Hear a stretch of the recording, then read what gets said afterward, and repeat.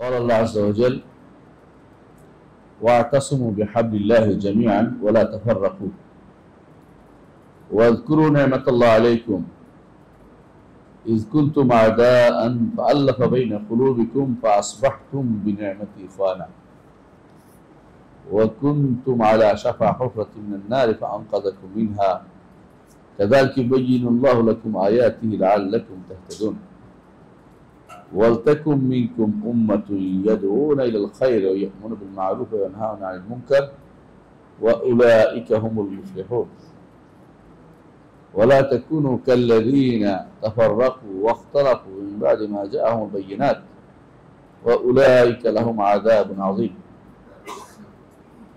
الحمد لله কুষ্টিয়াতে মনে হয় অনেক দিন পরে আল্লাহ তাআলা অনেক বছর পরে আল্লাহ তাআলা আমাদেরকে দিনী ভাইদের সাথে বসার তৌফিক দিয়েছেন। আমরা আলহামদুলিল্লাহ।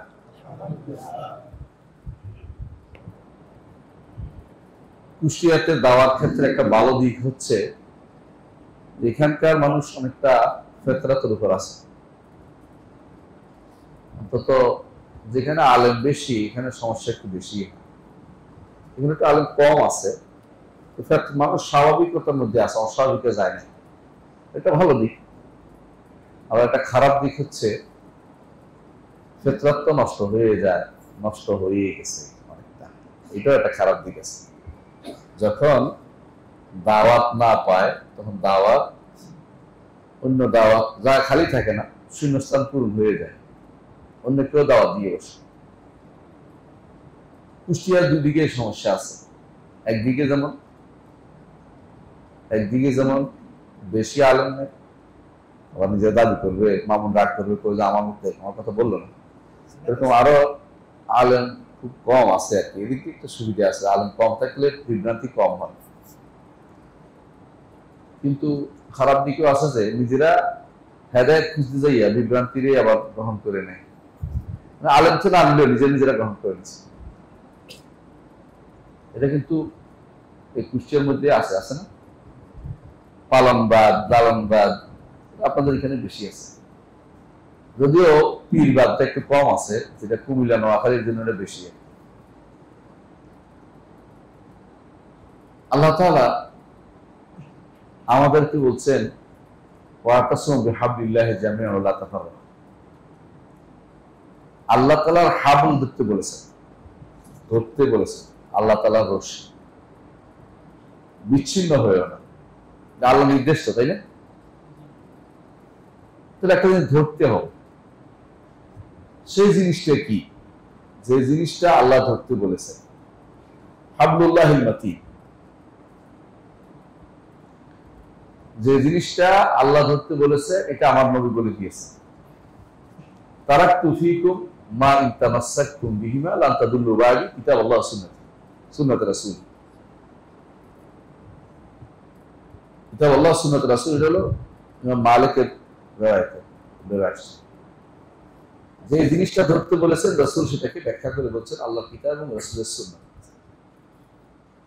এই দুইটাকে যে ব্যক্তি আঁকড়ে ধরবে সে ব্যক্তি ওয়াতাসিমু বিহাবলিল্লাহি জামিআন আমল করছে। আল্লাহ তাআলা নবী বলেছেন ওয়াতাসিমু বিল্লাহ, সরাসরি আল্লাহ নিজের কথা বলেছেন। আল্লাহকে নিজেকে শক্তিশালী, আল্লাহর সাথে শক্তিশালী করতে সম্পর্ক না। আমরা তো আল্লাহকে দেখিনি, তাই না? আল্লাহর কোন সিফাত আমাদের সামনে নাই কোরআন ছাড়া। আল্লাহর বিধানটা আমাদের কাছে আছে। এখন যদি আল্লাহ তাআলা রজ্জুকে আঁকড়ে ধরতে হয় তাহলে কোরআন এবং হাদিস ছাড়া অন্য কোথাও যাওয়ার কোনো সুযোগ নেই। আমরা বুঝতে পারছি কোরআন এবং হাদিস তো একটু আব্দুল্লাহ জাহাঙ্গীর রহমতুল্লাহ আলাইহি বলতেন যে ক্যারেট শোনা, চাক শোনা, এটা থেকে মাসআলা বের করে হচ্ছে ফিকহ দ্বীন, দ্বীনের গভীর জ্ঞান। আমরা আপনারা যা আলোচনা করি বা যত আলেম আলোচনা করে, কোরআন পড়ে এর থেকে কথা বলে, এর থেকে কথা যেটা বলছে ওটার নাম ফিকহ। ফিকহ তো শুধু মাসলা মাসাইল জিনিস না, ফিক শুধু মাসলা মাসাইলের জিনিস না, কোরআন এবং হাদিস থেকে যা বুঝে বলা হবে সেটাই ফিক। তবে শর্ত হচ্ছে যারা বলবে তারাও কি হতে হবে, জানতে হবে। যারা বলবে তারা জানতে হবে, না জেনে বলার মতো লোকের অভাব নেই। না জেনে অনেকেই বলে। হ্যাঁ, আপনাদের এখানে অনেকে কাবা নিয়ে প্রশ্ন করলে বলে খলিল কাবা না জলিল কাবা। এটা কি এলেমের কথা না না জানা কথা? না জানা কথা। বুঝে আসছে কথাটা? এখানে অনেকেই দেখবেন যে এখানকার যে বিখ্যাত সাধক লালন সাহেব কথা দিয়ে বলে দিচ্ছে, এটা কি জ্ঞানের কথা? দেয়া যায়? মুসলমান ছিল, প্রমাণ আছে? নামকুয়াস্ত মুসলমান যদি কেউ বলেন, আমাদের কিছু যায় আসে না, এরকম না, বহুত নামকুয়াস্ত মুসলমান পৃথিবীতে গেছে,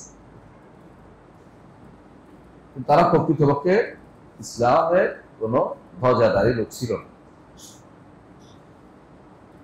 আল্লাহ তাআলা বলেছেন ওয়াতাসিমু বিহাবলিল্লাহি জামিআন ওয়ালা তাফাররাকু, বিচ্ছিন্ন হয়েও না। ধরতে হচ্ছে আল্লাহর হাবল, আল্লাহর রজ্জুকে। আল্লাহর রজ্জু হচ্ছে রশি, যেটা আল্লাহ নাজিল করে দিয়েছেন উপর থেকে। আসমান থেকে যা নাজিল করেছে সেটা কি? ওয়াহী। এটা কি? ওয়াহী। কোরআন ও ওয়াহী, হাদিস ও ওয়াহী। ওহীকে আল্লাহ ধরতে বলেছেন। ওহী ধারণ ছাড়া আপনি আর জান্নাতে ফিরে যেতে পারবেন না। ফিরে যাওয়ার কথা কেন বলছি? জান্নাতে আমরা ছিলাম, যখন ফের আমাদেরকে আমাদের পিতা মাতাকে এই ধরা দামে ফেলে দিলেন আল্লাহ, তখন বলে দিয়েছিলেন ইম্মা ইয়াতিয়ান্নাকুম মিন্নি হুদান ফামান তাবিআ হুদায়া ফালা খাউফুন আলাইহিম ওয়া লাহুম ইয়াহজানুন। আমাদের কাছ থেকে আল্লাহ বহু বচন ব্যবহার করছেন, আমার এক বচন ব্যবহার করছেন কোথাও, এটা তিনি বড় হিসেবে ব্যবহার করছেন। ফামান তাবিআ হুদায়া ফালা খাউফুন আলাইহিম ওয়া লাহুম ইয়াহজানুন। আমার হেদায়েত যে গ্রহণ করবে, অনুসরণ করবে, সে কোনদিন কি হবে না? ভয় থাকবে না। ভয় করতে সামনের জীবনের ভয় নাই, ওয়ালা হুম ইয়াহজানুন, পিছনের জীবনের কর্মের জন্য তার কোনো পেরেশানি থাকবে না। আল্লাহর হেদায়েত হচ্ছে কোরআন এবং সুন্নাহ, ঠিক কিনা? তাহলে তাফরিকা ও বিচ্ছিন্ন হওয়ার জায়গাটা কোন জায়গা? বিচ্ছিন্ন হওয়ার জায়গা এটা নয় আমরা সবাই মিলে ঐক্য করে ফেললাম। এই সামনে একটা আপনাদের পর্ব তথাকথিত একটা আসতেছে, সারা বাংলাদেশে সবাই মিলে বৈশাখী উৎসব পালন করে ফেললেন, এক হয়ে গেলেন। এটা কি উদ্দেশ্য? একমাত্র উদ্দেশ্য না, আল্লাহর হাবল নিয়ে এক হওয়া উদ্দেশ্য, কোরআন এবং সুন্নাহর সাথে একত্র হওয়া উদ্দেশ্য, কোরআন নিয়ে একত্র হওয়া উদ্দেশ্য, যেন তেন ঐক্য উদ্দেশ্য না। ওয়ালা তাফাররাকু, বিচ্ছিন্ন হয়েও না। এখন কেউ যদি কোন বৈশাখী উৎসব পালন করলে সে বিচ্ছিন্ন হয়ে গেল, বৈশাখী উৎসব পালন করলো না, বিচ্ছিন্ন হয়ে গেল না। এই বিচ্ছিন্ন হওয়া কি নিষেধ? না, এটাতে নিষেধ করা হয়নি। আমাদেরকে ঐক্যের জায়গাটা খুঁজে বের করতে হবে। ঐক্যের জায়গাটা খুঁজে বের করতে হবে, কোন জায়গায় আমরা একমত হব। বুঝলেন কিনা? আগামী দিন আপনারা একটা বড় ধরনের পর্ব করবেন অনেক দেশে, অনেক জায়গাতে। আগামী দিন করার জন্য কি দলিলটা আছে? ওইটা করে সবাই আমরা একমত হয়ে গেলাম যে আমরা সব এক, সলিডারিটি উইথ গাজা। এটা দ্বারা আমার লাভ কি হবে? ঈমান বাড়বে, শরীয়ত বাড়বে, গাজার লোকেরা বেঁচে যাবে, আমার ফিলিস্তিনি ভাইয়ের উপকার হয়ে যাবে। আমরা অনেক কিছু করি, কেন করে জানি না। এবং কেউ বাধা দিলে তাকে ইহুদি বানাই ফেলতে দেরি করি না। অনেক কাজ করি, কেউ হয়তো ভোটে গেল না, ভোট দিল না, আপনার মাথা ব্যথা আরম্ভ হয়ে গেল, ভোট দিল না। কেউ হয়তো গণতন্ত্রের বিরুদ্ধে বললো, আপনার মাথা খারাপ হয়ে গেল, গণতন্ত্রের বিরুদ্ধে বলছে, মনে হচ্ছে কোরআন কারিমের কি মনে হয়েছে। মানে এমন অবস্থা হয়ে গেছে যে আসবাহাতিল বিদআতু সুন্নাহ ওয়াস সুন্নাতু বিদআহ, আসবাহাল মারুফ ওয়াল মুনকার ওয়াল মুনকার মারুফ। যে জিনিস ইসলামে নাই ওইটা ঢুকাচ্ছে, এটা বিরোধিতা কেন করা হচ্ছে, সে বড় অনেক গুনাহের কাজ করে দিচ্ছে। আর যে জিনিস ইসলামে আছে এটা ছেড়ে দিচ্ছে, এখানে কারো কোনো মাথা ব্যথা নেই। আমি বুঝাতে পারছি কথাটা? আজ আমাদের পুরো বাংলাদেশের অবস্থায় চিত্র হচ্ছে তাই। আমরা এমন এমন জিনিস নিয়ে খুব ব্যস্ত আছি যে জিনিসটা ইসলামের কিনা কোন চিন্তা করি নেই, কোন জায়গায় গুরুত্ব দেবো এটা চিন্তা করি নেই। পীর কাছে যান, যদি যান, ওনাদের গুরুত্বের জায়গা এক এক পীরের এক একটা। যদি আপনি শশিনার পীরের কাছে যান, তো শশিনা রাগ করেন, অনেকে থাকতেই পারেন, বুঝাচ্ছি, ঠিক দেখবেন যে মিলাদ পড়ে কি ওনার কাছে এটা বিশাল জিনিস। চরমায় হুজুরদের কাছে যান, ওনার কাছে গুরুত্বের জায়গা হচ্ছে আন্দোলনে আছে কিনা, আমার আন্দোলনে আছে কিনা, আমার হুজুর গেলে ওখানে কয়টা মসজিদের জায়গা দিতে পারবে, হ্যাঁ, মুজাহিদ কমিটিতে আছে কিনা, হ্যাঁ, এটা খুঁজে বের করেন। যদি আপনি আরো কত দল আছে না, দলীয় লোকদের কাছে যান, আপনি নিয়মিত চাঁদা দেন কিনা, এয়ানত দেন কিনা, মিছিল করেন কিনা, মিটিং এ হাজির হন কিনা, বুঝছেন? আবার আরেক দল আছে, আপনি নিয়মিত আমাদের ইজতেমাতে হাজির হন কিনা, হ্যাঁ, ইসলামিক নামধারী, একেবারে খাঁটি সালাফি নামধারী রে ইজতেমাতে হাজির হইলে আপনি সাতক্ষণ মা, আপনার ইজতেমা হইলে আপনার কাছে বড় জিনিস। বাকিটাও আছে, কোনো সমস্যা নেই।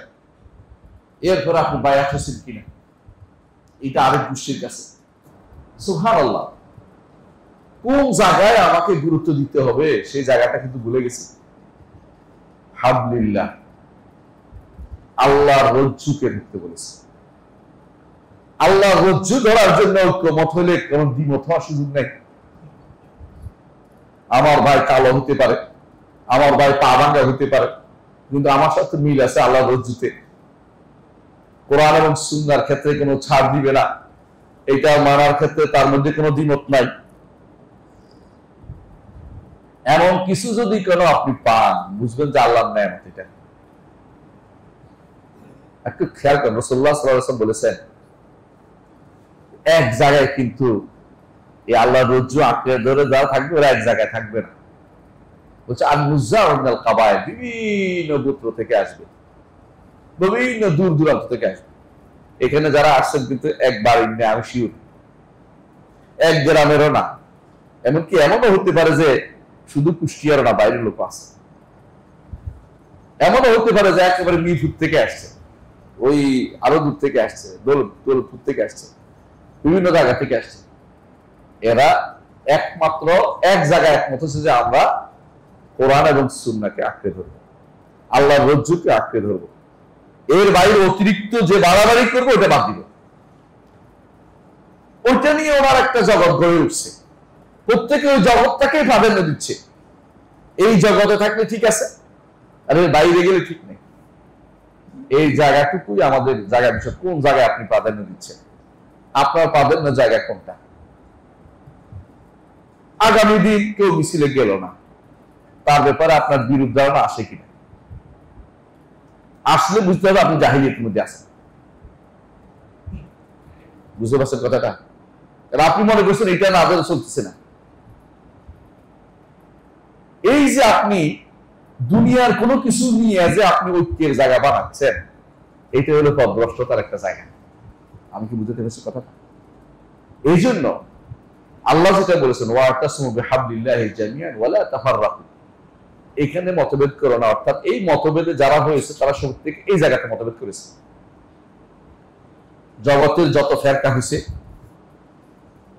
মুসলিমদের মধ্যে ফেরকা হয়েছে না? কি হয়েছে? খারেজি, শিয়া, মুতাজিলি, বুঝছে না? আশারি, মাতুরিদি, জাবারি, কাদারি, মুরজি, যত রকমের ফেরকা বের হয়েছে সমস্ত ফেরকার মূল হচ্ছে এই দুই জায়গা থেকে, আল্লাহর হাবল থেকে, কোরআন এবং সুন্নাহ থেকে, ওয়াহি থেকে কে কতটুকু দূরে গেছে সে একটা ফেরকা আছে। আর যারা দূরে যায় না তারা ফেরকা নাই, তারা মূল জায়গাতে আছে। বুঝছেন কিনা? কেউ যদি আপনাকে ভিন্ন কোনো কিছুর দিকে ডাকে তখনই বুঝবেন যে সেটাই হচ্ছে বিভ্রান্তি। মুসলিমরা এক গোষ্ঠী, এক দেহ। যখনই কেউ বলবে আলাদা হয়ে যান, আমি আলাদা একটা, আমার সাথে আসেন, ভিন্নতার দিকে নিয়ে আসতেছে, জনগণ থেকে আলাদা হচ্ছে, সাধারণ মুসলিম থেকে আলাদা কোনো কিছু করতে গেছে, বুঝবেন তারা বিভ্রান্তি লিপ্ত রয়েছে। ইবনে সিরিন রাহমাতুল্লাহ আলাইহি বলেছেন, যখন তুমি দেখবে কিছু মানুষকে একান্তে সাধারণ মুসলিম ছেড়ে একান্তবাদে বিশ্বাসী হয়ে গেছে, তার একান্তে কিছু কথা যা বাইরে বলা যাচ্ছে না, ফাআলাম আন্নাহুম আলা তাসিসে দালালা, তারা পথভ্রষ্টতা রচনা করতে যাচ্ছে। কথা বুঝেন কিনা? ওয়াসিল বিন আতা সাধারণ মজলিস থেকে বের হয়ে একান্ত মজলিসে গেছিলেন। সাধারণ মজলিস কার ছিল? হাসান বসরি রাহমাতুল্লাহ আলাইহি। মসজিদে দাঁড় দিচ্ছেন, আলোচনা করতেছেন। ওয়াসিল বিন আতা দাঁড়িয়ে গেল, এটা কেন আল্লাহ, এটা কেন করলো, এটা করলো, উনি বললেন আল্লাহ এটা করেছে, তোমার এত প্রশ্ন করার দরকার নেই, এই আমরা আলাদা হয়ে যাবো। আলাদা হয়ে আরেক কোনায় বসে গেছে। হাসান বসরি বলে এটা জ্বালা আন্না, আমাদের থেকে আলাদা হয়ে গেল। এটা হলো মূল, এটা হলো আলাদা। কথা বুঝছে? মূলের সংখ্যা কম হতে পারে কিন্তু সাহাবীদের দিয়ে তারা বেশি। বুঝলেন? মানে সাহাবায়ে কেরাম হচ্ছে মূল জামা। যত বেশি হোক, পরবর্তী যতই বাড়াই এর কোনো মূল্য নাই। সাহাবায়ে কেরাম হচ্ছে মূল জামা। আপনি ওখানে একজন যোগ হচ্ছেন, আপনি মূল জামার সাথে আছেন। এই জন্য ইবনে মাসউদ রাদিয়াল্লাহু আনহু বলেছেন, আল জামাআতু মা ওয়াফাকা ওয়া কুনতা ওয়াহদা। তুমি একা থাকলেও তুমি জামা, কারণ জামার সাথে মিলছো তো। আর তুমি একবার সারা দুনিয়া একসাথে করে ফেলছো, জামাতের ভিতরে থাকতে পারো নাই। ইমাম আহমদ ইবনে হাম্বল রাহমাতুল্লাহ আলাইহি একা ছিলেন, অথবা আরো দুইজন তিনজন মাত্র, অথবা 10 জন, সারা মুসলিম বিশ্বে 10 জন, আর সবাই একমত হয়ে গেছে। হক কার সাথে? আহমদ ইবনে হাম্বলের সাথে। কারণ তার বক্তব্য কার সাথে মিশছে? সাহাবায়ে কেরামের সাথে, আল্লাহর কোরআনের সাথে, রাসূলের হাদিসের সাথে। সারা দুনিয়া এক হয়ে গেল, এটা কিছু যায় আসে না।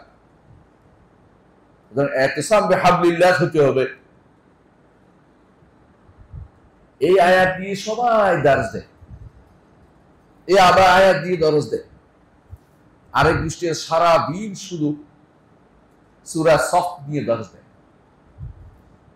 ইয়া আইয়ুহাল্লাযীনা আমানু হাল আদুল্লুকুম আলা তিজারাতিন তুনজিকুম মিন আযাবিন আলীম তু'মিনুনা বিল্লাহি ওয়া রাসূলিহি তুজাহিদুনা ফী সাবিলিল্লাহি বিআমওয়ালিকুম ওয়া আনফুসিকুম। জান মাল আল্লাহর রাস্তায় দিয়ে শরীক হয়ে দোয়া করতেছি। আমিও করি ওয়াজ, আপনারাও করেন, সবাই ওয়াজ করে। কোরআন দিয়ে তো সবাই ওয়াজ করে রে ভাই।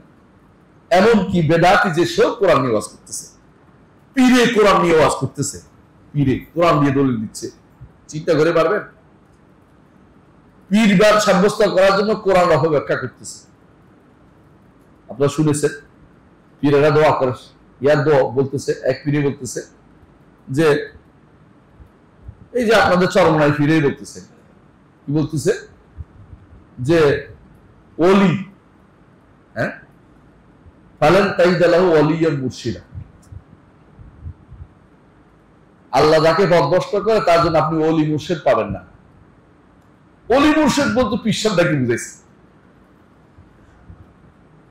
কত বড় জঘন্যতম অপরাধ আপনি চিন্তা করছেন? সে আল্লাহ কোরআনকে অপব্যাখ্যা করছে, আল্লাহ কোরআনকে নিয়ে ঠাট্টা মশকারি করতেছে নিজের দলবদ্ধ বেরানোর জন্য। আরেক দলকে মক্কায় পাইছি, মদিনায় পাইছি, সে বলতেছে পীরকে আমাকে বলতেছে যে আল্লাহ হচ্ছে ফান খুলি ফি ইবাদি ওয়া খুলি জান্নাতি, ও মুরিদ হও জান্নাতে। এই জন্য আব্দুল্লাহ বিন মাসউদ রাদিয়াল্লাহু আনহু বলতেন আল কোরআন হাম্মা, কোরআন বহু অর্থ বহন করে।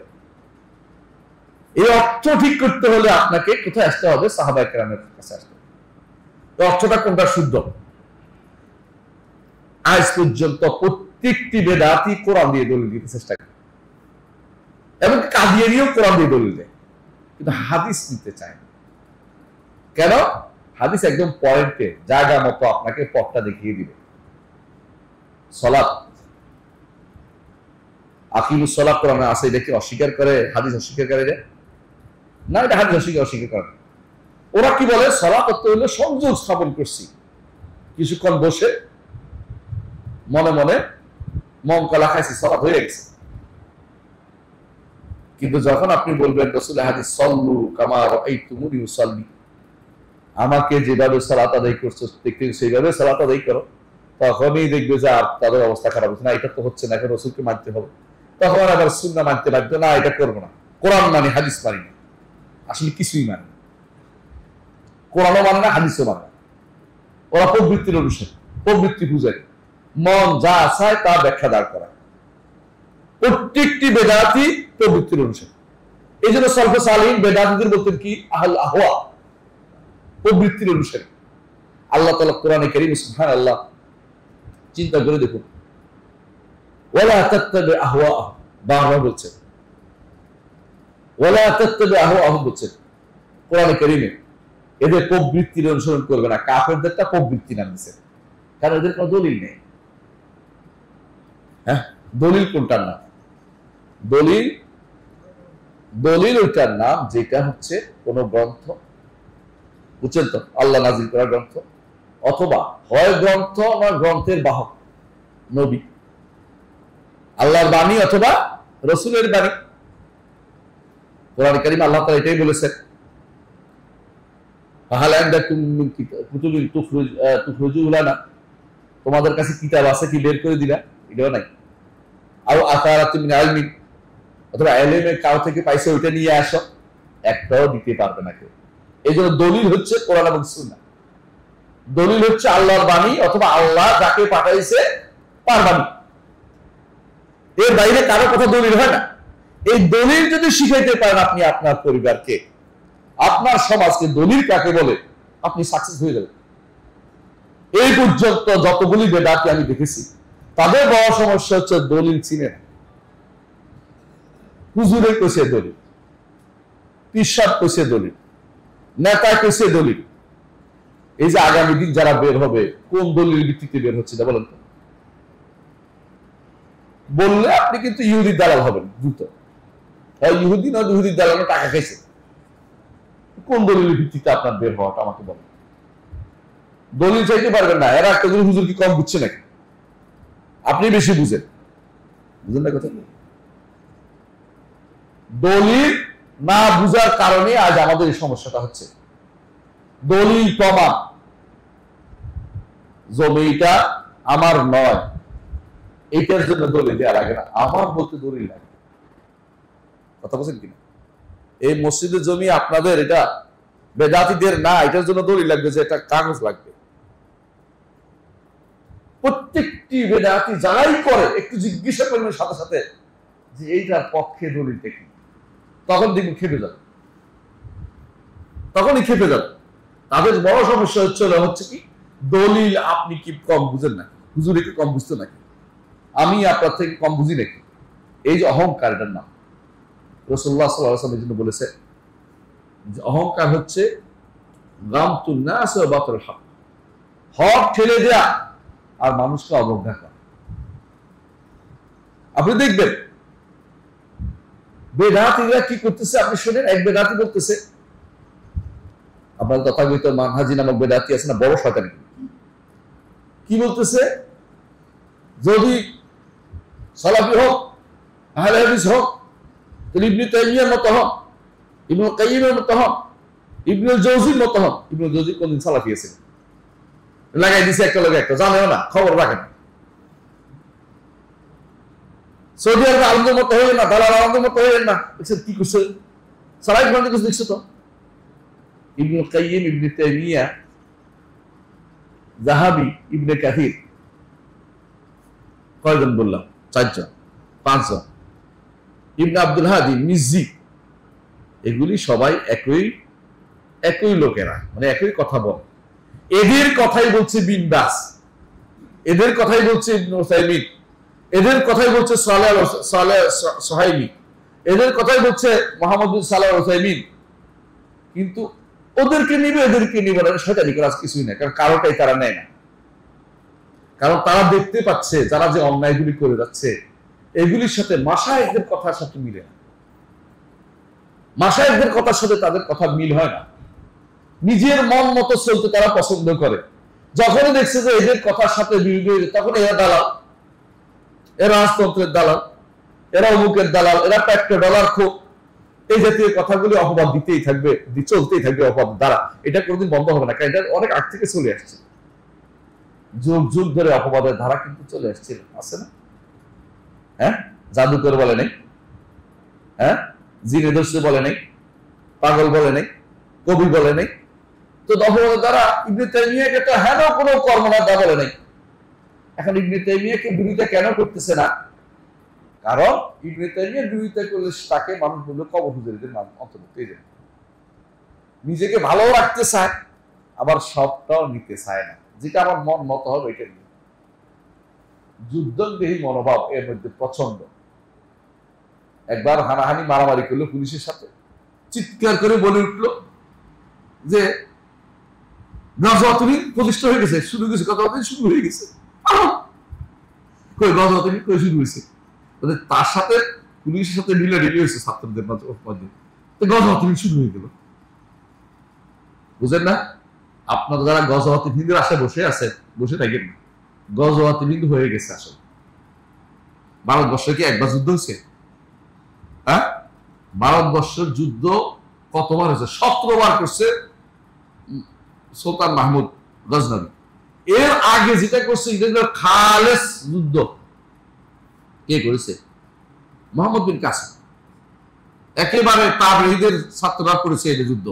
তার সাথে বড় বড় লোকেরা ছিল, তাবেঈরা ছিল। সেই যুদ্ধে মুসলিমরা কি করেছে সে স্পষ্ট জানা কথা। কিন্তু কি করে এরা? নিজের মনের খায়েশ মেটানোর জন্য হাদিসের ভুল ব্যাখ্যা করে, দুই হাদিসের কনসিকুয়েন্স মিলাই দিবে, নতুন একটা তথ্য জারি করে দিবে যে কি আবু হুরায়রা রাদিয়াল্লাহু আনহু যেটা বলেছেন সেটাকে হাদিস আবু হুরায়রা হাদিসটা এখানে দুর্বল, সেটা কি দুইটা একসাথে করে ফেলছে।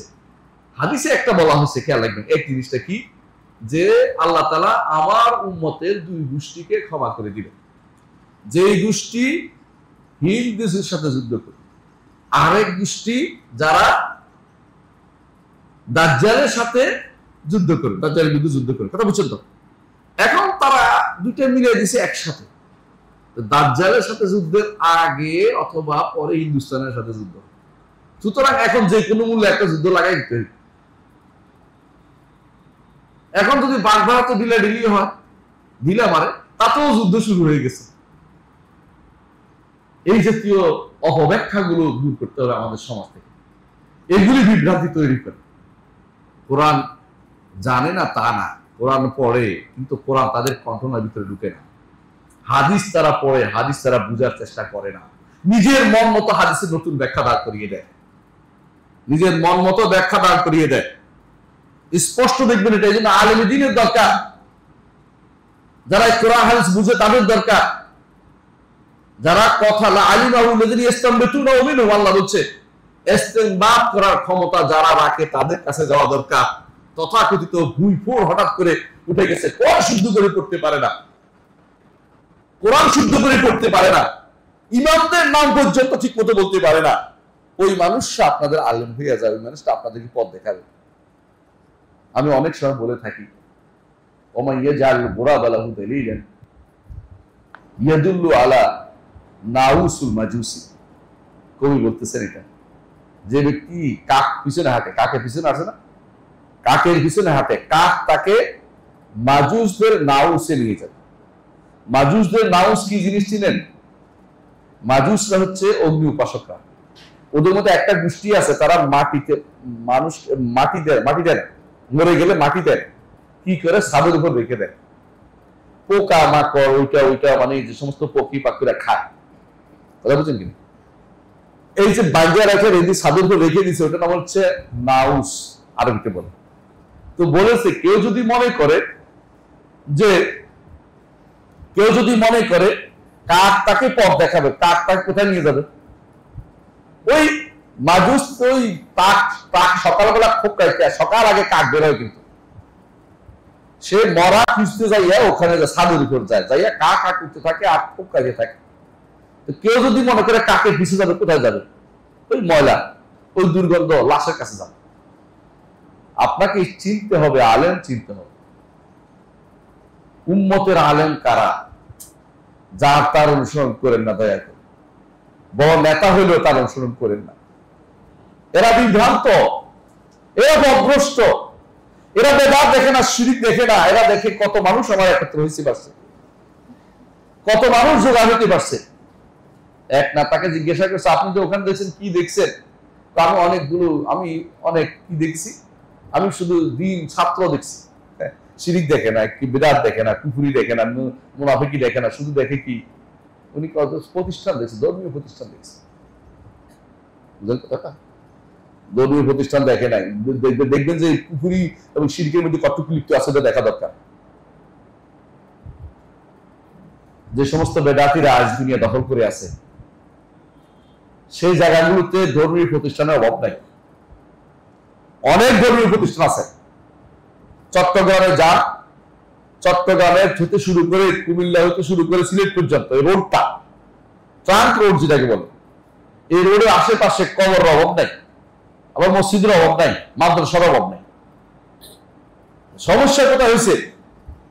সমস্যা হচ্ছে যে প্রতিষ্ঠান দিয়ে হক বোঝা যাবে না। হক বুঝতে হলে হকের বাহক কারা চিনতে হবে, হক চিনতে হবে, হকের বাহককে চিনতে হবে, দুটাই লাগবে। একটা সংবাদ যখন আপনি দিবেন, সংবাদদাতাকে জানতে হবে সংবাদটা কি জানতে হবে, সংবাদদাতা কিতে ওইটা সংবাদ কে দিচ্ছে ওইটাও জানতে হবে। হকের কোরআন এবং সুন্নাহ দুটো হচ্ছে হক। কোরআন এবং সুন্নাহর বাহকরা হচ্ছে হক। এর বাইরে যত রকমের অপব্যাখ্যা দাঁড় করাবে, যত রকমের নতুন কিছু দাঁড় করাবে, এগুলি আপনাকে হেদায়েত দিবে না। এই জন্য আল্লাহ তাআলা বলছেন, ওয়ালা তাকুনু কাল্লাযিনা ইখতালাফু, তাদের মতো যারা বিচ্ছিন্ন হয়েছে। কখন বিচ্ছিন্ন হয়েছে? মিন বা'দি মা জাআহুমুল ইলম, মিন বা'য়িনা, প্রমাণ আসার পরে তারা মতবিচ্ছিন্ন করেছে। এরা যে জানে না, আমরা এটা বলি না, ওদের কাছে কিতাবও আছে। ওয়াহুম ইয়াতলুনাল কিতাব, ইহুদিরা কি বলে? লাইসাতিন নাসারা আলা শাই। নাসারা কি বলে? লাইসাতিল ইহুদু আলা শাই। ইহুদিরা কিছুর উপর নাই, নাসারা কিছুর উপর নাই। ওহুম ইয়াতলুনাল কিতাব, কিতাব কিন্তু ওদের হাতে। ওরা ভালো করে জানে কিতাবটা আল্লাহর পক্ষ থেকে আসে, তাই না? এরা কেন বলে? কারণ এই কিতাব থেকে তারা উপকৃত হয়নি। তারা গাধার মতো। মাসালুল লাযিনা হুমিলুত তাওরাতা সুম্মা লাম ইয়াহমিলুহা কামাসাল হিমারি ইয়াহমিলু আসফারা বিসা মাসালুল কওমিল লাযিনা কাযযাবু বিআয়াতিল্লাহ। এরা বহন করে, শুধু বুঝার মতো ক্ষমতা তাদের হয় নাই। উম্মিয়িন, এরা বহনকারী, এরা বহনকারী, এরা বহন করে এখান থেকে উপকৃত হতে পারে না। উপকৃত হতে হলে স্বচ্ছ মন লাগবে। ভিন্ন আগে থেকে সিদ্ধান্ত নিয়ে আসছেন যে আমি এই কিতাবের মধ্যে কোথায় মিলাদের কথা আছে এটা খুঁজবো, তখন সে পেয়ে যাবে। আল্লাহর কোরআনে মিলাদের কথা খুঁজে পায়, জানেন তো? একজন আমার বলতেছে আল্লাহর কোরআনে মিলাদের কথা আছে। আমি কোথায়? আসসালামু আলাইয়া ইয়াউমা উলিদা, আমার উপর সালাম হোক যেদিন আমার জন্ম হয়েছে, এই জন্ম দিবসে সালামের কথা আসছে, এটা মিলাদ পেয়ে গেল। আগে থেকে সিদ্ধান্ত নিয়েছে আপনি ওইটা খুঁজবেন। আপনি আগে থেকে সিদ্ধান্ত নেন না, হেদায়েত কিভাবে পাবেন? হেদায়েত পাওয়ার জন্য মন মানসিকতা, হেদায়েত যেমন পেতে হবে নিজে খুঁজে বের করে পাবেন না, ঠিক সত্যনিষ্ঠ আলেমদের মত থেকে সেটা নিতে হবে। সত্যনিষ্ঠ আলেম কেমনে বুঝবেন? সত্যনিষ্ঠ আলেম কেমনে বুঝবেন? আলহামদুলিল্লাহ, যুগ যুগ ধরে একটা সোনালী চেইন আসছে সত্যনিষ্ঠ আলেমদের। কোন সন্দেহ নাই সাহাবায়ে কেরাম সত্যনিষ্ঠ আলেম। সন্দেহ আছে? কোন সন্দেহ করতে পারবেন? সন্দেহ করার কিছু নেই। তাবেঈদের মধ্যে যারা আলেম তারা সত্যনিষ্ঠ আলেম। তাবেঈদের মধ্যে যারা পথভ্রষ্ট হয়েছে ওরা আলেম ছিল না। একজনের উদাহরণ দিয়ে বুঝতে পারবেন। উমর ইবনে আব্দুল আজিজ তাবেঈ ছিলেন না? তাবেঈ ছিলেন, উনি আলেম।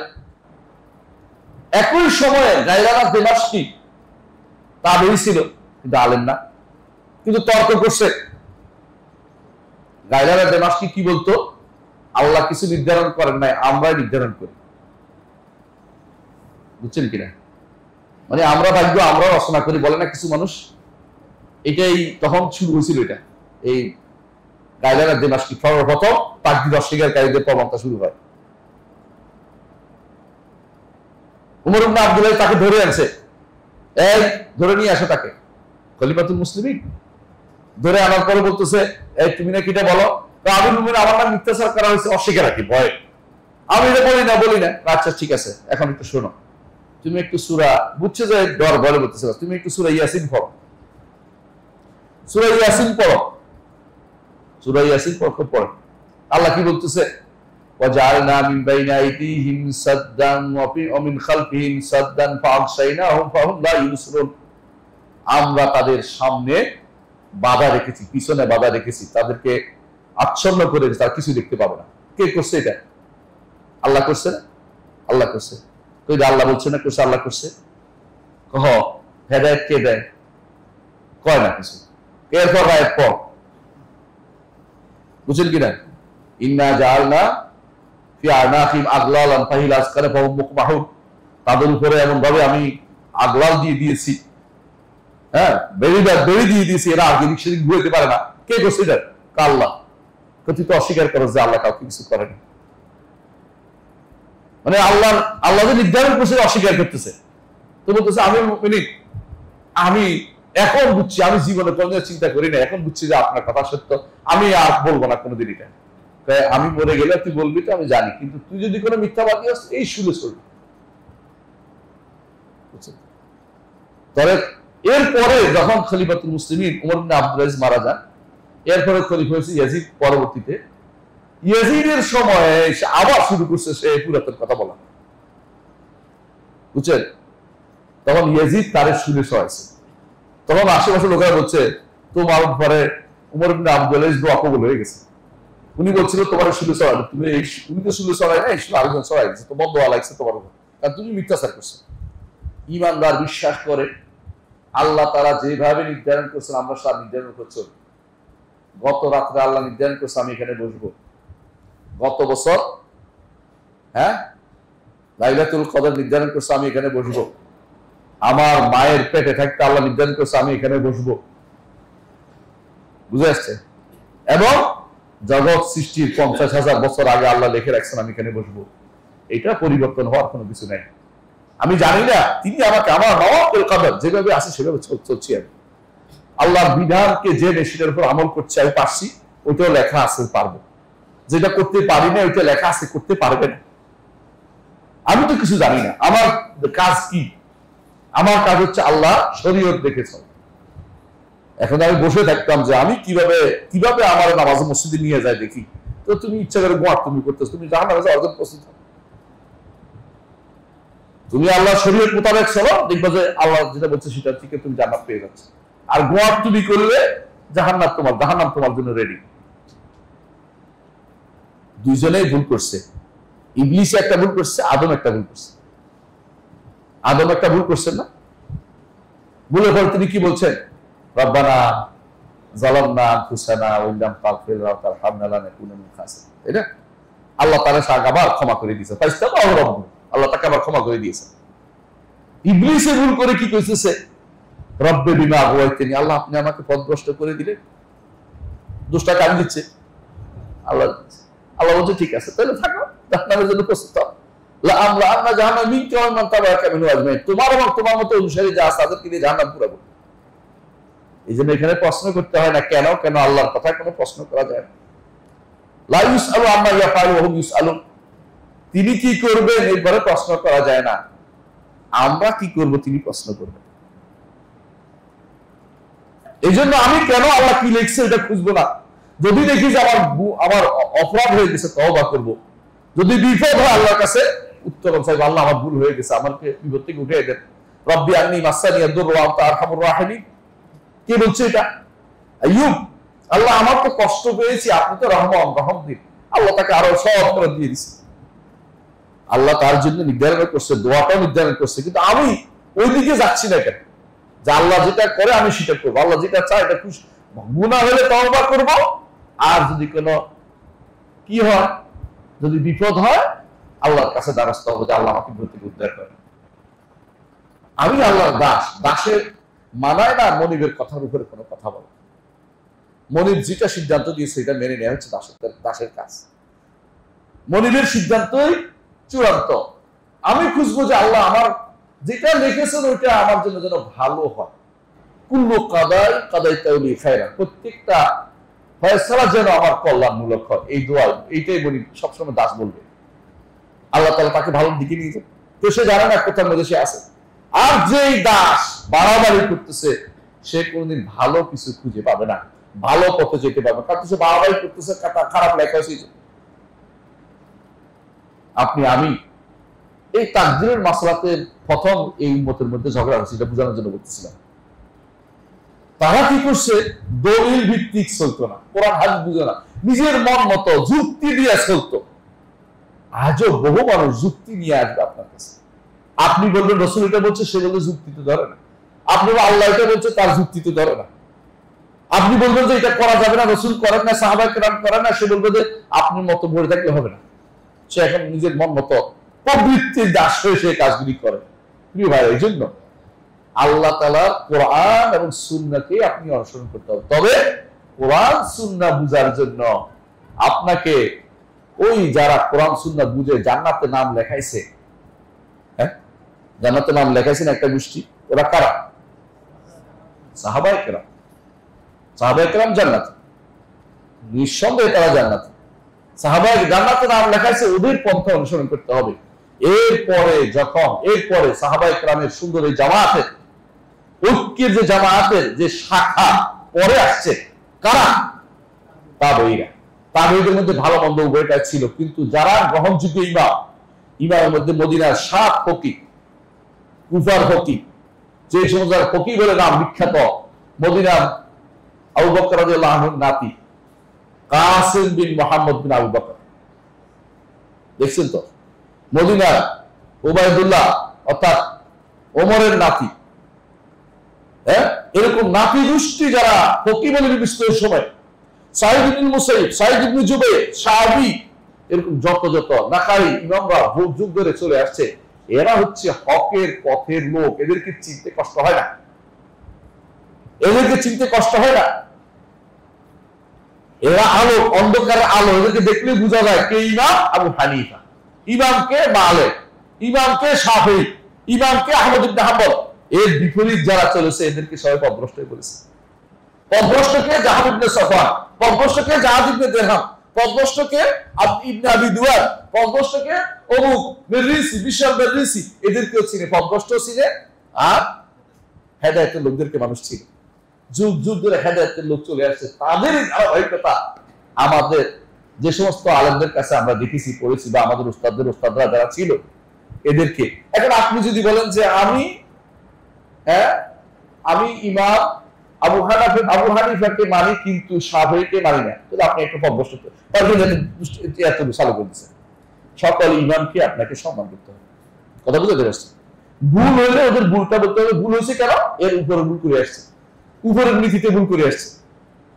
উপরে যে ভুল যারা ছিল সাহাবায়ে কেরামের নীতির সাথে একটু ভুল হয়েছে, ওরা এটা ভুল।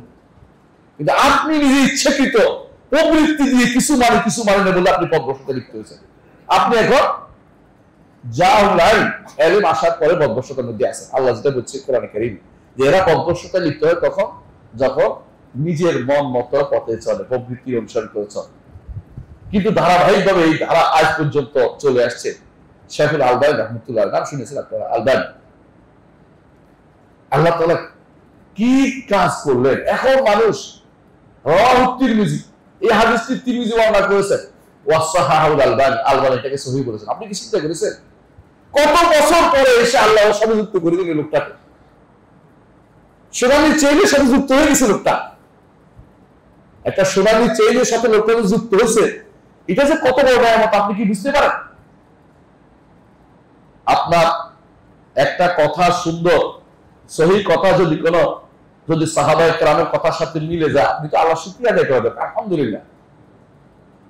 যাদের কথা গ্রহণযোগ্য তাদের সাথে আপনার নামটা আসছে, তো বিশাল ব্যাপার। এটা না করে আপনি কি করলেন, এরে মানি না, এরে বাদ দিতে হবে, হ্যাঁ, বাদের জায়গাটা আপনি রাখবেন কোন জায়গায়? হ্যাঁ, কোন ব্যক্তি পুরোপুরি গ্রহণ করতে হবে, কোন ব্যক্তি পুরোপুরি বাদ দিতে হবে। এটা আমরা কখন বলি? বলি যে ইমাম হচ্ছে একমাত্র মুহাম্মদুর রাসূলুল্লাহ সাল্লাল্লাহু আলাইহি ওয়াসাল্লাম, তার প্রত্যেকটি কথা নিতে হবে, কোনো কিছু বাদ দেওয়া যাবে না। কিন্তু এর বাইরে প্রত্যেকেরই কিছু বাদ দিতে হবে, কিছু নিতে হবে। কুল্লুন ইউখাযু মিন কাওলি রাদ্দুল্লাহ সাহেব হাযাল কবর, ইমাম মালিক বলছেন যে প্রত্যেকের কথা নেওয়া যাবে, ছাড়া যাবে কবরবাসীর কথা, এই কবরবাসীর কথা নেওয়া যাবে, ছাড়া যাবে না, নেওয়া যাবে সব। সুতরাং আপনার বক্তব্য যদি কোন ইমামের বক্তব্যের সাথে, রাসূলের কোন বক্তব্যের, সাহাবীর কোন বক্তব্যের সাথে দ্বিমত হয়, ওইটা দেখাই দিবে তার বক্তব্যটা অমুকের বক্তব্যের সাথে দ্বিমত হয়েছে। এইটা না করে আপনার হাওয়া দিয়ে প্রবৃত্তি দিয়ে অমুকের নিতে, অমুকের বাদ, অমুকের বাদ, এটা শরীর বলে না। বেশিরভাগ মানুষের প্রবৃত্তি দিয়ে চলতেছে।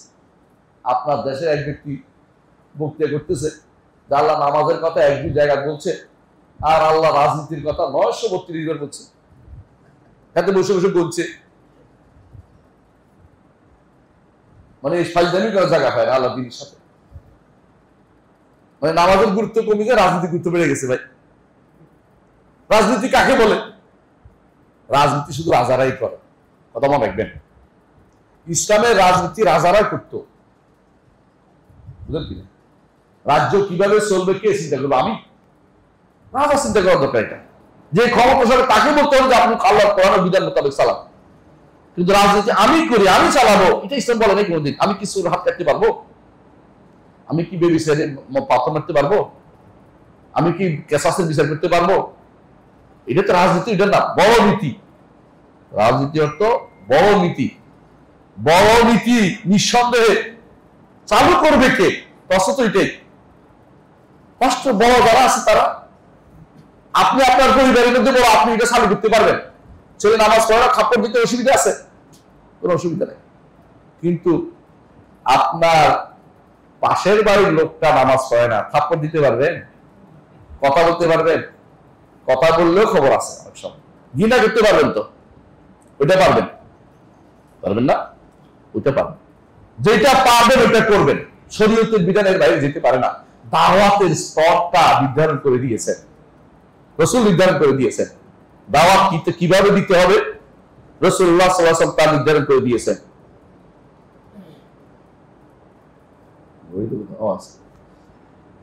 ঠিক আছে, দাওয়াতের স্তরটা রাসূল নির্ধারণ করে দিয়েছেন। দাওয়াত কে দিবে তাও নির্ধারণ করে দিয়েছেন। দাওয়াত কে দিবে? আলা বাসিরাতিন, যে বাসিরা আছে সে দাওয়াত দিবে। সবাই দাওয়াত দিবে না, সবাই দাওয়াত দিতে পারে না। আপনি যেটা জানেন শুধু সেটা দাওয়াত দিবেন, যেটা জানেন না এটা দাওয়াত দিবেন না। আমি দেখলাম আপনাদের দেশের এক লোক ওয়াজ করতেছে, 27 রজব তিনি ওয়াজ করতে বসছেন যে রাজবাড়িবাসী আপনাকে জানেন আজকে কেমন রাত। হ্যাঁ, সেই রাতে ওয়াজের মূল বক্তব্য হচ্ছে কি, এই রাত্রিতে আল্লাহ তার নবীকে নিয়ে গেছে 27 বছর ধরে রাখছে, 27 বছর ধরে তিনি রাষ্ট্র পরিচালনা শিক্ষা দিয়ে আবার পাঠাইছে। জাহেল কাকে বলে? মেয়েরাজ 27 তারিখ হচ্ছে এটা কেউ বলছে? দলিল আছে? বিশুদ্ধ দলিল নেই। রজব মাসেও সেই দলিলও নাই আসলে বিশুদ্ধ ভাবে। আবার 27 বছর রেখে দিছে, দলিল পাইছে কই? বাবার কথা নাই। আবার দিয়ে আবার রাষ্ট্র পরিচালনা শিক্ষা দিয়েছে, এটা পাইছে কই?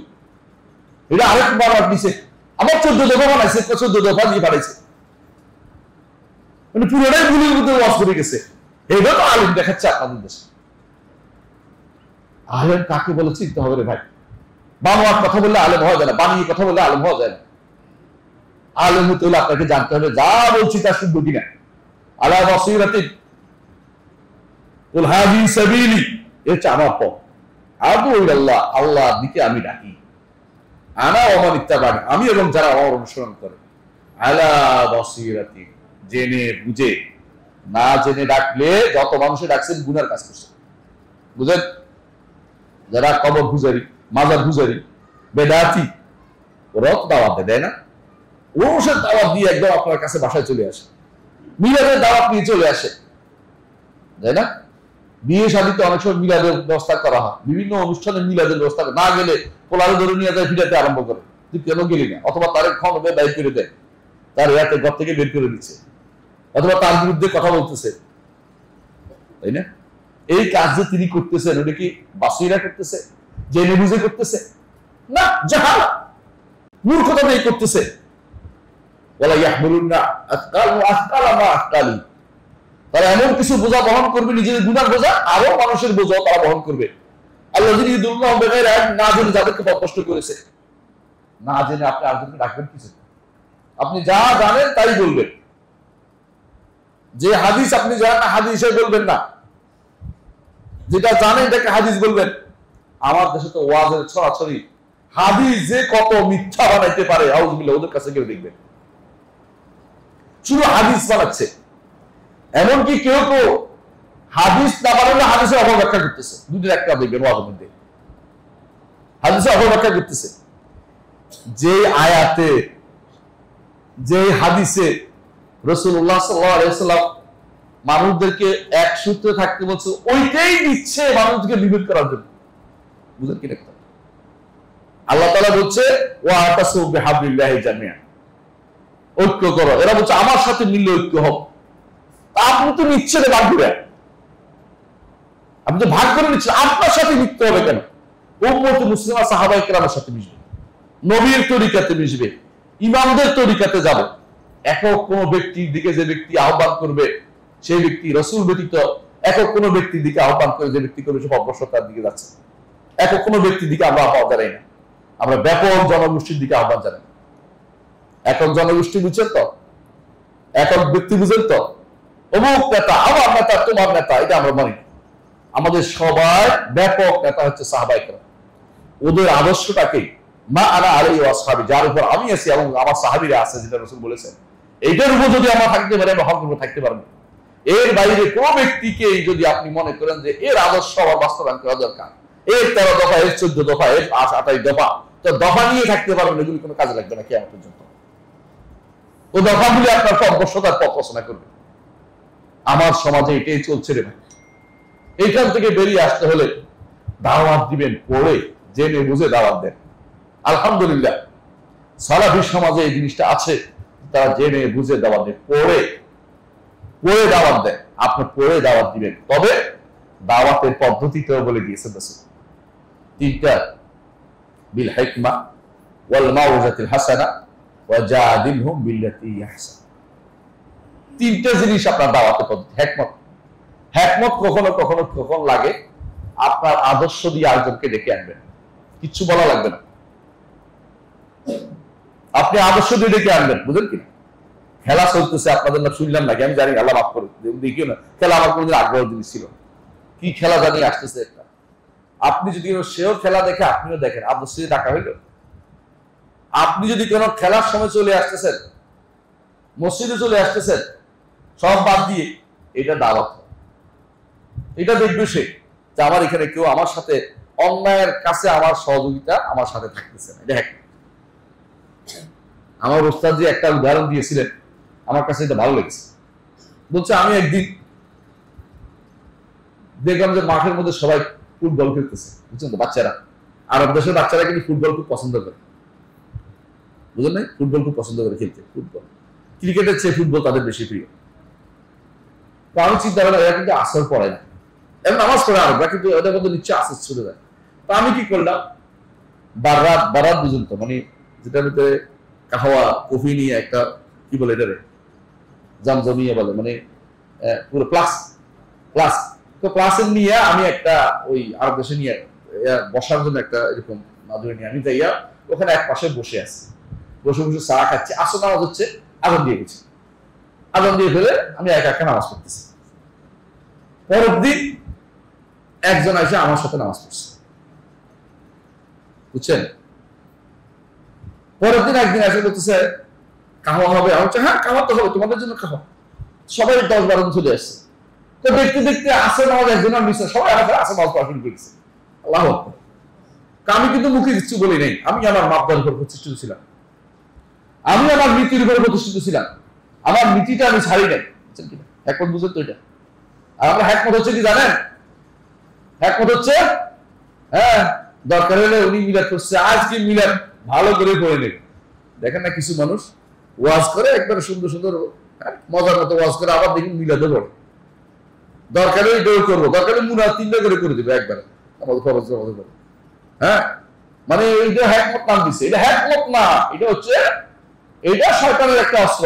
এই হ্যাকমত নাম দিয়ে সারা দিছে, আমার মাবদা ছাড়বেন না, এটা হ্যাকমতের কাজ নয়। বুঝলেন না কথাটা? আপনার নীতি থাকবে ঠিক, আপনাকে দেখে আরেকজন শিখবে। আর আপনি যদি কোনো আপনি একটু ছাড় দেন, আপনি বেদাত, আপনি সুন্নাহ ছেড়ে বেদাতে গেলেন, আপনি এক বিন্দু ছাড়তে পারবেন না। আপনি ছাড়লে হক ছাড়লে, সে ছাড়লে না হক ছাড়লো। কথা বুঝলেন কিনা? পার্থক্য বুঝছেন তো? আপনি যদি কোন হ্যাকমতের দোহাই দিয়া নামাজের পরে মুনাজাত শুরু করে দেন, তাহলে আপনি কি করলেন? হকটা ছাড়লেন। আপনি যদি হ্যাকমতের দোহাই দিয়া সবার সাথে মিলাদ কিয়াম বিদায় করলেন, মিলাদ দোষ কিয়াম তো আরো বড় দোষ, তাহলে আপনি কি করলেন? হক ছাড়লেন। সে কিন্তু তার কোনো ক্ষতি হচ্ছে না। হকের উপর যারা আছে তারা তো ছাড়তে পারে না। আপনাকে হ্যাকমত হচ্ছে নিজের মাবদার উপর প্রতিষ্ঠা থাকবেন, তবে আপনি ক্ষমাগ্রস্ত হবে না। দেখাবেন যে আমি আমার নীতিতে অটল। আপনার নীতিকে তারা শ্রদ্ধা করে সম্মান করে আসবে, নীতিকে সম্মান করে আসবে যে এই লোকে বাবারে বাবা যত কিছুই হোক নামাজের টাইমে কোনো কথা শুনবে না, তখন তারা সম্মান করতে বাধ্য হবে আপনাকে। ঠিক আরেক দৃষ্টি, আরেকটা হচ্ছে মাওলানা হাসান উত্তম উপদেশ। উত্তম উপদেশ হচ্ছে ওয়াজ, ওয়াজ করে না। আচ্ছা উত্তম উপদেশ হচ্ছে উত্তম কথা লাগবে না। উত্তম কথা কি বলছে? আল্লাহ বলছে। উত্তম কথা আপনি বলছে, রাসূল বলছে। আপনি যদি ওয়াজের মধ্যে কিচ্ছা কাহিনী সব চালু করে দেন, মিথ্যা হাদিস বর্ণনা করেন, উত্তম ওয়াজ হলো?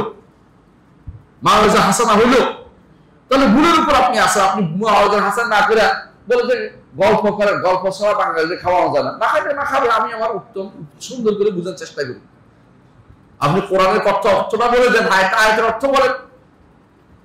না শুনে দেখা যাক কিছু করার না, আমি কি মিথ্যা করে খাওয়াইতে পারবো না? হেদায়েত তো দেওয়ার মালিক আমি নই, হেদায়েত দিবি কে? আল্লাহ রাব্বুল ইজ্জত হেদায়েত দিবেন।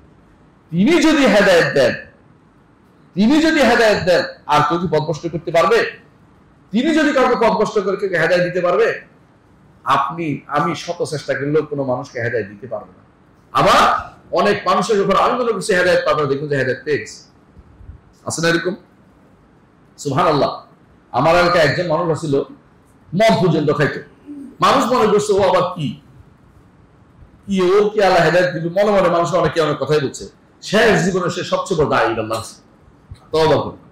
এবং আমরা আশ্চর্য হতাম যে এই এত বড় কাজ করছে, চিন্তা করা যায় কেমনে ঘুরে গেল। আল্লাহ যখন হেদায়েত দিবে কোনটাও জানা। রাসূলুল্লাহ সাল্লাল্লাহু আলাইহি ওয়াসাল্লাম নিজে চেয়েছেন, তার চাচাকে হেদায়েতের পথে দিতে পারেন নাই। পারছে? পারেন নাই। আল্লাহ বলে দিয়েছেন না কালা তাহদি মান আহবাবতা, চাইলে হেদায়েত পাবেন না। রাসূল বড় বড় নেতাদের কাছে হেদায়েত নিয়ে গেছে, নেতারা গ্রহণ করে নাই। আল্লাহ বড় রাসূলকে বলেছেন কেন আপনি ওদের কাছে যান, আপনি এদের সাথে থাকেন, এই গরিব সাহাবীদের তাদের কাছে থাকেন, এদেরকে তাড়িয়ে দিবেন না। আপনি এদের হেদায়েত দেয়া আপনার দায়িত্ব না। ওমা আলাইকা আল্লাহ ইয়াযাক্কা, হেদায়েত না হলে আপনি এই পবিত্র না হলে আপনি কি যায় আসে না। আপনি পৌঁছাই দিচ্ছেন শেষ। কিন্তু রাসূল তো উম্মতের প্রতি দরদি, চেষ্টা করেছেন, কিন্তু হেদায়েতের পথ, উত্তম পথটা তিনি ছাড়েন নাই, রেখে দিয়ে এইটা বলেন নাই ঠিক আছে, হ্যাঁ লা আবুদু মা তা'বুদুন, হ্যাঁ বলে বুঝেন কথাটা, কিছুদিন তোমার ইবাদত করে যাব, তোমরা কিছুদিন আমার মূর্তির ইবাদত করে দিবে। হ্যাঁ ভাগে ভাগে চলুন, আমরা তবু মিলে মিশে বাংলার মানুষ টুপি আর দাড়ি দিয়ে ঐক্য করে ফেলেছে। এই ঐক্য তো চাইনি আমরা, এই ঐক্য তো আল্লাহ রাসূল চাই। আবু জাহেলের দাড়ি কিন্তু অনেক লম্বা ছিল, আরবরা মাত্রই টুপি পড়তো, তাই বলে কি ইমানদার হয়ে যাবে নাকি? ইমানদার হতে হলে আপনাকে নিজের মাবদা যেটা কোরআন সুন্নাহ এই নীতিগুলো ঠিক থাকতে হবে, স্থির থাকতে হবে, মাওলানা হাসানা ঠিক থাকতে হবে। আর 3 নম্বর যেটা উপর দিতে হলো জাদিলুম বিল্লাতি আহসান, উত্তম পদ্ধতি যেটা, এই জিদাল ডিবেট না। ডিবেট বুঝেন নি? কিছু হইলেই ডাক দিয়ে হচ্ছে ডিবেট, যে আমরা মুনাজারা করবো, বাবা আছে বহস করে করবো। দয়া করে এটা যাবেন না, এটা বিভ্রান্তি তৈরি করে। কোনদিন আপনি কি শুনছেন কোন বহস করে হ্যাঁ হেরে গেছে? সবাই জিতে যায়, সবাই জিতে, যে কিচ্ছু পারে না সেও জিতে, তার লাভ হলো কি? বরং এর মধ্যে একটা ক্ষতি আছে। ক্ষতিটা হচ্ছে অন্যায়টা সবার কাছে পৌঁছে দেওয়া হচ্ছে বর্তমানে। যারা ফেসবুক পিপলে হ্যাঁ হাদিস অস্বীকারীদের বিরুদ্ধে বসছে আলোচনা করতে, এটা কত বড় ক্ষতি করছে কি বুঝেন?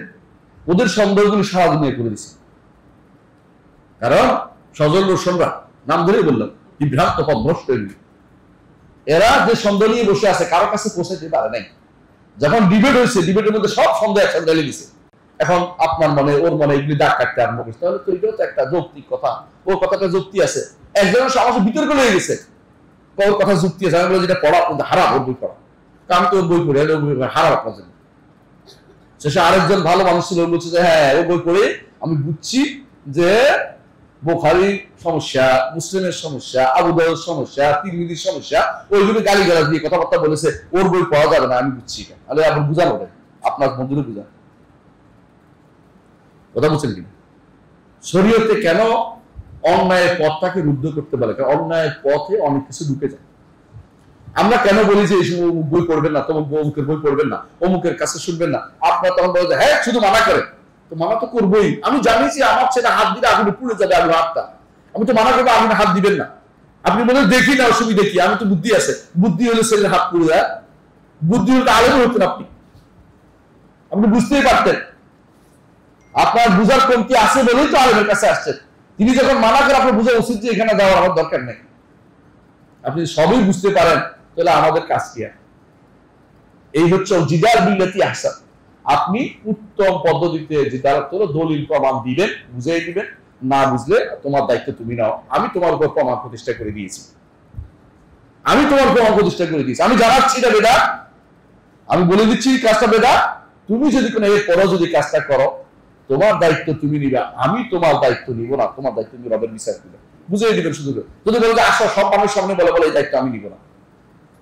অনেকেই বলে, যখন আমরা দলের কথা বলি অন্যরা তো ঠিক বলে, এরকম বললে কি চলে?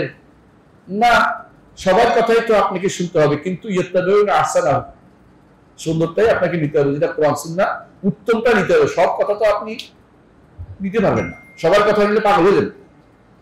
বুঝেন পাগল? বুঝেন তো কেমনে পাগল হয়েছিল? লোকমান হাকিম তার সন্তানের নিয়ে রওনা হয়েছে গাদা বিক্রি করবে। কিছুক্ষণ উঠছে লোকমান হাকিম ছেলেটার সামনে, তো একজন দেখে বলতেছে কেমন বেটা, শুনছি লোকমান হাকিম ছেলেটাকে হাঁটাচ্ছে, নিজে উঠছে, তো দুইজনে উঠছে। তো দুজনে একজন বলতেছে এটাকে শুনছি লোকমান হাকিম ছেলে এবং বেটা দুইজনে উঠছে একটা গাদার উপরে, গাদা তো মনে ফেলবে, তো আবার দুইজনে নেমে গেছে, হাঁটতেছে। আরো দেখে বলতেছে হ্যাঁ এটা শুনছি লোকমান হাকিম, দুইজনে হাঁটতেছে, গাদা হাঁটতেছে, এটা কি গাদা নাকি? তাহলে বিপদে পড়ে গেছে। তো কি করা যায়? ছেলে উঠ, তুই উঠ। আর ছেলে উঠেছে, আরো দেখে বলছে লোকমান হাকিম ছেলেটা কত বড় বেয়াদব, ছেলে উঠে বসে গেছে, লোকমান হাকিম দোষী ডাকতেছে, এটা কোন ধরনের কথা?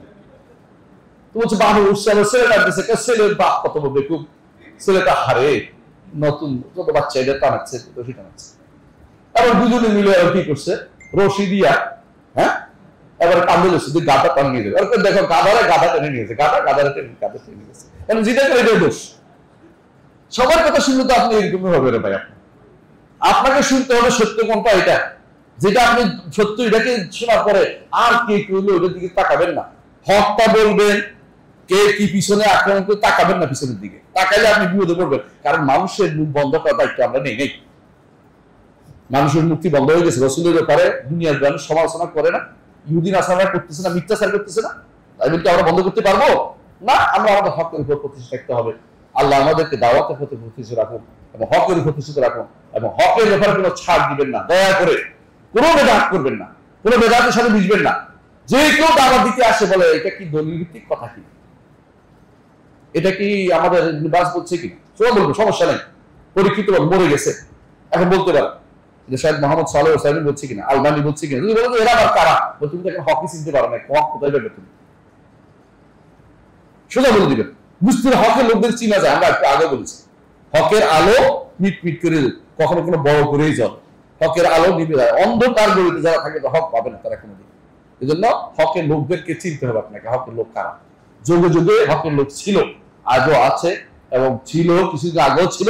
আল্লাহ তাআলা এদের মাধ্যমে আল্লাহ তাআলা তার দ্বীনকে প্রতিষ্ঠিত রেখেছে। রাসূলুল্লাহ সাল্লাল্লাহু আলাইহি ওয়াসাল্লাম বলে দিয়েছেন কিয়ামত পর্যন্ত একটি গোষ্ঠী হকের উপর থাকবে, এবং তাদেরকে কেউ ক্ষতি করতে পারবে না।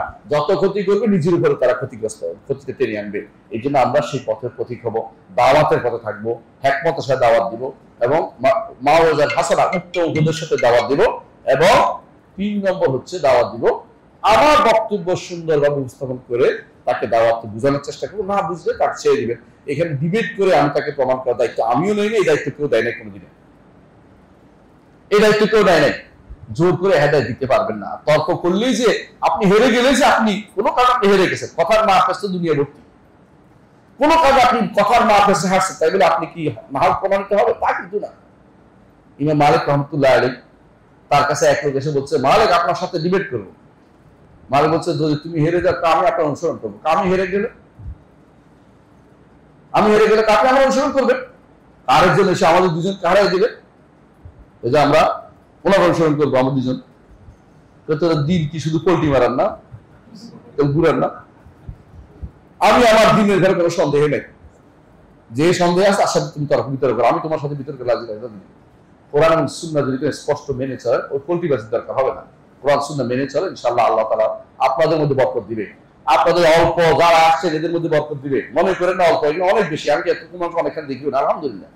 আপনার ইচ্ছা করবে দাওয়াত দিবেন, লোক বাড়বে, দাওয়াত দিতে হবে আমাদের। দাওয়াতের কাছে কিছু পাওয়া যাবে, তবে দাওয়াত দিবেন জেনে বুঝে, দয়া করে। আর এমন মাসলা দিয়ে দাওয়াত দিবেন যে মাসলাতে দুইটা মত আছে। কোন কোন জায়গায় দুইটা মত থাকতে পারে না। শরীয়তে দুইটা মত চাইছে, রাসূলুল্লাহ সাল্লাল্লাহু আলাইহি ওয়াসাল্লাম দুইটাই চাইছে। কেন? উম্মতের জন্য উপকার বাড়তি জিনিস দিছে। বিতির 3 রাকাতও আছে, 1 রাকাত আছে না? হ্যাঁ, 5 রাকাত আছে না? এখন যদি বলেন 3 রাকাতে কম পড়া যাবে না, 1 রাকাতে বেশি পড়া যাবে না, তাহলে আপনি ঝগড়া লাগিয়ে দিচ্ছেন। কথা বুঝেন কিনা? ঠিক যেখানে শরীয়তে ছাড় আছে ওখান নিয়ে দাওয়াতের জায়গা নয়, ওটা বুঝানোর জায়গা। হলে আমারটা নিতে পারে, নাও নিতে পারে, কিন্তু যেখানে একটা মত আকীদা ও মানহাজের ক্ষেত্রে এখানে দ্বিমত 3 মত নাই, ওখানে আপনাকে হাইলাইট করতে ওই জায়গাটা ওইখানে বুঝাতে হবে যে ভাই তুমি কিন্তু এই মাজারে টাকা দিতে পারো না। এটা কি দ্বিমত আছে? দ্বিমত হবে? মাজারে জব করতে পারে? হ্যাঁ, দোহাই অমুক বাবা বলতে পারে? তাহলে বুঝছেন যেখানে দ্বিমত নাই ওই জায়গাটা হাইলাইট করেন না, আকীদাটা শুদ্ধ করেন না, দেখবেন আস্তে আস্তে মানহাজ শুদ্ধ হবে এবং আমলও শুদ্ধ হয়ে যাবে। আমি এমন কাউকে দেখি নাই যার সত্যিকার আকীদা শুদ্ধ হয়েছে আর সালাত শুদ্ধ হয় না, এটা কিন্তু হয় না। যে আকীদা মানহাজ শুদ্ধ করবে সালাত ধীরে ধীরে শুদ্ধ হয়ে যায়, কারণ তখন তার মধ্যে অভ্যাস হয়ে যায় যে আমি শুদ্ধটা নিব, আমি বেশি শুদ্ধটা নিব, যেটা বেশি ভালো ওটা নিব। তার অভ্যাস পরিবর্তন হয়ে যায়, সুন্নাহকে বাঁচানো দেয় শুদ্ধ হয়ে যায়। আপনি কিন্তু দাওয়াতের ক্ষেত্রে আকীদা ও মানহাজি দাওয়াত সবার আগে দিবেন, এটা আমি আপনাদের কাছে অনুরোধ থাকবে। সুবহানাকাল্লাহি ওয়া বিহামদিহি আশহাদু আল্লা ইলাহা ইল্লা আনতা আস্তাগফিরুকা ওয়া আতুবু ইলাইক। আসসালামু আলাইকুম ওয়া রাহমাতুল্লাহি ওয়া বারাকাতুহু।